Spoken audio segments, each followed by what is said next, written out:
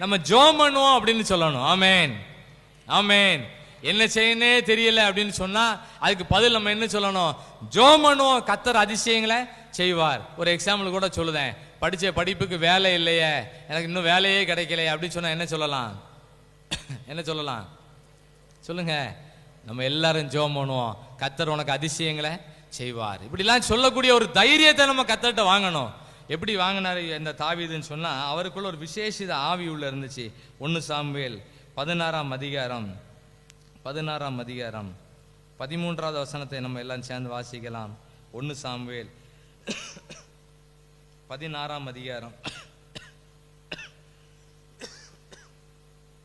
13வது வசனத்தை வாசிக்கும் போது எல்லாருக்குள்ளேயும் எப்படி ஒரு அனுபவங்கள் கிடைக்கணும். முதல் குறிப்பு, தாவீது சூழ்நிலைகள் மத்தியில நல்லா ஜெபிக்க பழகிட்டார். ரெண்டாவது, தாவீது சூழ்நிலைகள் மத்தியில் அவர் அபிஷேகத்தோடு இருந்தார். 1 சாமுவேல் 16ஆம் அதிகாரம் 13ஆம் வசனத்தை எல்லாம் சேர்ந்து வாசிப்போமா? அப்பொழுது சாமுவேல்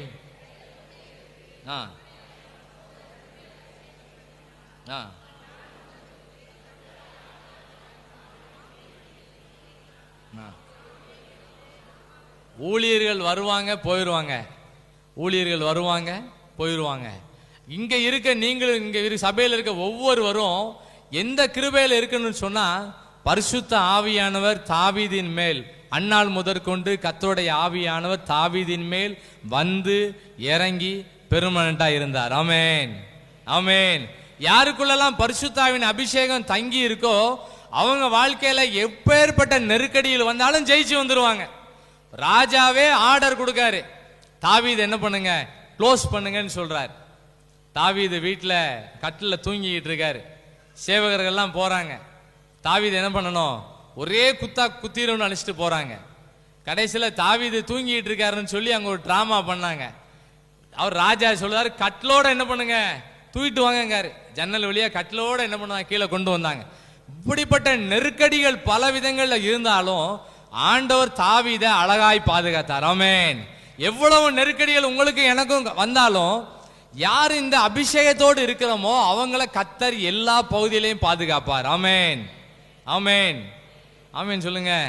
அப்படியே நடக்கட்டும்னு அர்த்தம், அவ்வளவுதான்.